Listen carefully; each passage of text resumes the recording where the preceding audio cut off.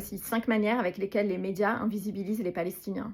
Est-ce que vous trouvez normal que France Télé ait depuis octobre 2023 invisibilisé le calvaire des Palestiniens à Gaza en le taisant, en le cachant, comme le prouvent plusieurs études, et qu'elle ait choisi d'adopter le point de vue du gouvernement criminel israélien? Est-ce qu'il ne s'agit pas là du plus impardonnable des fiascos de France Télé depuis 2 ans? Le député qui tapote sur le micro a effectué une visite en Israël seulement 8 jours après les massacres du 7 octobre, aux frais de qui? Elnet, le lobby israélien dont les bureaux se situent à quelques mètres de l'Assemblée nationale. Israël est le pays qui invite le plus de députés. Et cette ingérence éditoriale n'est plus approuvée, qu'elle soit directe ou à travers les politiques. On continue avec la réponse de France TV. Dans une situation de ce type, il n'y a évidemment aucune volonté de notre part de parler plus en faveur de tel parti ou de tel autre parti. Prétendre vouloir donner autant de poids à deux partis égaux qui ne sont pas égaux est une erreur journalistique. Cet abandon du principe de vérité invisibilise les Palestiniens depuis des années.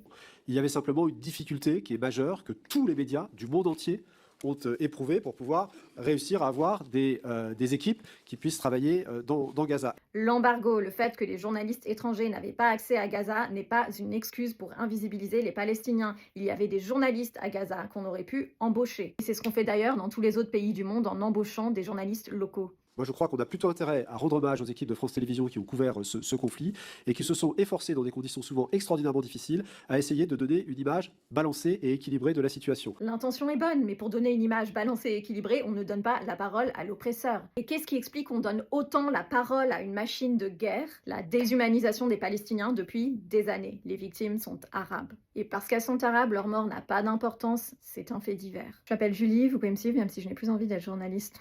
Je vais faire quoi?